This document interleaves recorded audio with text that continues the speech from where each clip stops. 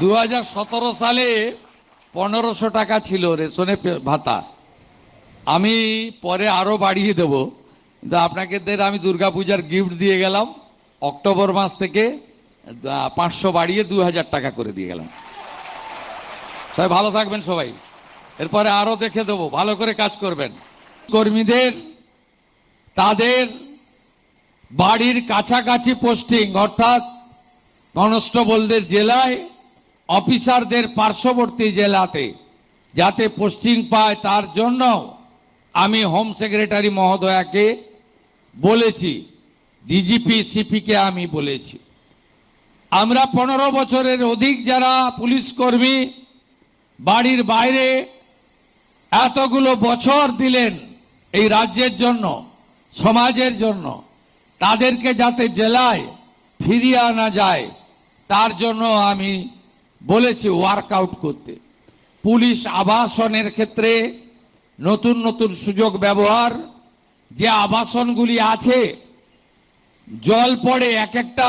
কদিন আগেই আপনাদের এখানে কলকাতারই একটি পুলিশ আবাসনের ভিডিও আমার পুলিশ কর্মী পাঠিয়েছিলেন। অন্য সরকার হলে ওটা দেখে আপনাকে সাসপেন্ড করত। আর ওটা দেখার পরে আমি সিপি কলকাতাকে, ওটা সম্ভবত রাজ্য পুলিশের ডিজিপি সাহেবকে পাঠিয়ে বললাম ইমিডিয়েট সারানোর ব্যবস্থা করতে হবে। এটা যদি অন্য সরকারের সময় পাঠাতেন সাসপেন্ড করত, বলল ডিসিপ্লিন সংগঠন, ফেসবুক করে দিতে পারেন না। আপনাদের থানাগুলোর অবস্থাও কঠিন। 552টা থানা রয়েছে, অধিকাংশ থানায় বিল্ডিং নেই, অধিকাংশ থানায় ওখানে পুলিশ ব্যারাক নেই। মিনিমাম পরিশ্রুত পানীয় জল, আলো, একটু শারীরিক কসরত করার জন্য জায়গা, মাঠ, জিম, যেগুলো মিনিমাম লাগে, কোনো ব্যবস্থাই নেই। আমি ধন্যবাদ জানাবো কেন্দ্রীয় স্বরাষ্ট্রমন্ত্রীকে। আমরা 120টা থানাকে আপগ্রেড করার জন্য প্রস্তাব দিয়েছিলাম। স্বরাষ্ট্রমন্ত্রী কেন্দ্রীয় স্বরাষ্ট্র সচিবকে বলেছেন যে আরও বেশি সংখ্যক পাঠাও। আমরা তো 250-300 পাঠানোর ব্যবস্থা নিচ্ছি, যাতে ভারত সরকারের সাহায্য নিয়ে আমরা আরও বেশি করে আমাদের পরিকাঠামোগুলো তৈরি করতে পারি। পুলিশ কর্মচারীদের শুধু কর্মসংস্থান নয়, শূন্যপদ পূরণ নয়, অর্থনৈতিক অবস্থাও অত্যন্ত খারাপ। কারণ আপনারা গোটা ভারত যখন 6th পে কমিশন পেয়ে গেছে, আপনারা তখন 7th পে কমিশনেই আপনারা পাননি। 7th পে কমিশনই পাননি। আমরা 7th পে কমিশন তৈরি করে দিয়েছি। আগামী কয়েক মাসের মধ্যে রিপোর্ট এসে গেলে 7th পে কমিশনও কার্যকর করে দেব। কারণ বহু রাজ্যে এবং কেন্দ্রীয় সরকারে 8th পে কমিশনের কমিটি তৈরি হয়ে গেছে। আপনাদের সঙ্গে আইপিএসদের কথা বলছি না, ওরা সেন্ট্রাল স্কেলে বেতন পায়, ডিএ পায়। তার নিচে যারা আছে আপনাদের কথা ভাবা হয়নি। ভারত সরকারের সঙ্গে 42% ডিএ গ্যাপ ছিল। একদিনে পারবো না, সময় দিতে হবে। বাজেটে ঘোষণা হয়েছে 20% ডিএ অক্টোবর মাসে পাবেন। এবং আমি অর্থ সচিবকে বলেছি, অর্থমন্ত্রীকে বলেছি যে পুজোর মাসে, পুজোর আগে অক্টোবরের বেতন দিতে এবং 20% অ্যাডিশনাল দিতে। তাই আপনাদের সব কাজে আমার নজর রয়েছে। আপনারা তারাতলাতে যেভাবে 17টা মানুষকে বাঁচিয়েছেন, hats off to Kolkata police. রাজ্য পুলিশ যেভাবে বারুইপুরের ইনসিডেন্টে 0 টলারেন্স দেখিয়েছে, hats off to DGP and his team. মা বোন কন্যাদের উপরে অত্যাচার, আপনার যা করার করবেন, আইন মেনেই করবেন, আমি আছি। আমরা আর অভয়া চাই না। Baruipur is a very pathetic, painful incident. কিন্তু সরকার চুপ করে থাকেনি। পুলিশ মন্ত্রীর মুখ উজ্জ্বল করেছে। আমি আপনাদের কাছে কৃতজ্ঞ। আপনাদের এটা মাথায় রেখে চলতে হবে। আজকে সকালেও কলকাতা পুলিশ এবং এসটিএফ কলকাতা আর পুরুলিয়া ডিস্ট্রিক্ট পুলিশকে ধন্যবাদ জানিয়েছি। একেবারে সিনেমার কায়দায় গেঁজা ভর্তি ট্রাক আটকেছে, রিকভারি করেছে। প্রচুর ছড়িয়ে পড়েছে এই যে সামাজিক ব্যাধি, এই ধরনের গেঁজা, চরস, হেরোইন, ফেন্সিডিল, ড্রাগের জন্য গোটা সমাজ ব্যবস্থা নষ্ট হয়ে যাচ্ছে। পুলিশকেই এর সমাধান করতে এগিয়ে আসতে হবে, জনজাগরণের কাজ করতে হবে। পুলিশ শুধু ল অ্যান্ড অর্ডার দেখলে হবে না। পুলিশকে, কলকাতা পুলিশের একটা স্কিম প্রকল্প আছে, যে সমস্ত বয়স্ক লোক রয়েছে সেই বয়স্ক লোকেদেরকে, যাদের দেখাশোনার কেউ নেই, ছেলে মেয়ে বিদেশে চলে গেছে, একাই থাকেন, আপনাদের একটা স্কিম আছে, ডিফাঙ্গ হয়ে আছে।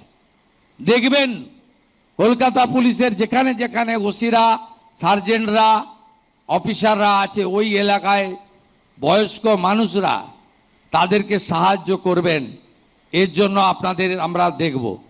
আগে বামফ্রন্টের আমলে নন গেজেটেড পুলিশ অ্যাসোসিয়েশন এবং পুলিশ অ্যাসোসিয়েশন আর নন গেজেটেড দুটো সংগঠন ছিল।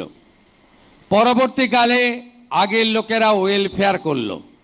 ওয়েলফেয়ার তো কি সে আমি আর বলতে চাই না।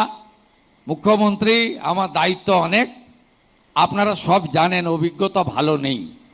তো আমি কিছুদিনের মধ্যে এমন একটা বোর্ড তৈরি করে দেব আপনাদের ওপিনিয়ন নিয়ে, যারা রাজনীতি করবে না।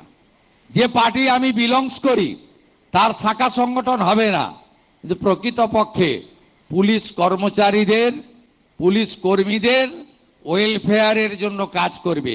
শুধু ওয়েলফেয়ার মানে বেতন বৃদ্ধি নয়, আরও আপনাদের স্পোর্টসম্যান হতে হবে, আরও খেলাগুলোতে পার্টিসিপেট করতে হবে। কোন মাঠ ব্যবহার করতে চান বলুন, আমি ব্যবস্থা করে দেব। কতগুলো জিম চান বলুন, আমি করে দেব। কত স্পোর্টস মেটেরিয়াল চান বলুন, আমি করে দেব। কোন খেলাতে পার্টিসিপেট করতে চান বলুন, আমি ব্যবস্থা করে দেব। এবং তার সাথে সাথে পুলিশের কর্মীদের বা তাদের পরিবারের, আমরা তো এমনি আয়ুষ্মান ভারত, মুখ্যমন্ত্রী স্বাস্থ্য বীমা আনছি, তার সাথে সাথে আরও যা যা দরকার আপনাদের, যে আগামী দিনে কল্যাণ পর্ষদ তৈরি করে দেব, সেটা প্রকৃত আপনার কল্যাণের কাজ করবে। তাদেরকে কখনোই ইউনিফর্ম খুলে, টি শার্ট পরিয়ে মিছিল মিটিং লম্বা করার কাজে এই সরকার ব্যবহার করবে না। আপনারা সবাই ভালো থাকবেন। আজকে হিডকো এবং এনকেডিএ খুব ছোট অনুষ্ঠান, এমন কিছু নয়। মুখ্যমন্ত্রী ছাতা, গামবুট আর রেনকোট দিতে এসছে তা নয়। আপনারা জানেন আগের মুখ্যমন্ত্রী, আমি কারো সমালোচনার লিমিটেশন থাকতে পারে, তিনি সিনিয়র, অনেক বয়সে বড়, তার খুব লিমিটেড মুভমেন্ট ছিল। কিন্তু আমার মুভমেন্টটা ভীষণ। আপনারা অনেকে কষ্ট পাচ্ছেন। সকাল 8টা থেকে শুরু হয়, রাত্রি 12টা পর্যন্ত। এক্ষুনি উত্তরবঙ্গ ফিরে এসে আবার নবান্ন থেকে ওখানে ছোট খাটো প্রোগ্রাম থেকে বড় প্রোগ্রাম। আমি খুব এই বৃষ্টিতে খুব দেখছিলাম। আমি চাই না, এক তো আমি দড়ি বন্ধ করেছি, অনেক জায়গায় দড়ি টড়ি দিয়ে দেয়। মিনিমাম আমাদের টাইম থাকে তো কাজের, ওই 2-4 মিনিট একটু পাস করিয়ে দিলেই হয়, বেশিক্ষণ আটকে রাখতেও না বলি। কিন্তু আমার ভীষণ দেখে খারাপ লেগেছিল, এই 2-3 সপ্তাহ খুব বৃষ্টি হচ্ছে কলকাতাতে, সব ভিজছে, ভাঙা ছাতা, ভীষণ ভিজছে। আমি ডিজিপি সাহেব, সিপি সাহেবকে বললাম যে এরা তো আমার জন্য জ্বর হবে, এদের শরীর খারাপ হবে, ঘন ঘন ক্যালপল খেতে হবে। অতএব আমি তখন এই দুজনকে ডাকলাম, এনকেডি আর হিডকো, বললাম আপনাদের ওন ফান্ড থেকে আপনারা কলকাতা পুলিশ আর রাজ্য পুলিশের ট্রাফিকের লোকদের আর যারা রুট লাইনিং করে তাদের জন্য ভালো ছাতা, রেনকোট আর গামবুট একটু ব্যবস্থা করে দিতে পারবেন? ইনারা মুখ্যমন্ত্রী বলছেন, না বলার উপায় নেই। হ্যাঁ বললেন, হ্যাঁ, হাসি মুখে হ্যাঁ বলেছেন। মন্ত্রী অনুমোদন দিয়েছেন অগ্নিমিত্রা পাল, তাকেও ধন্যবাদ।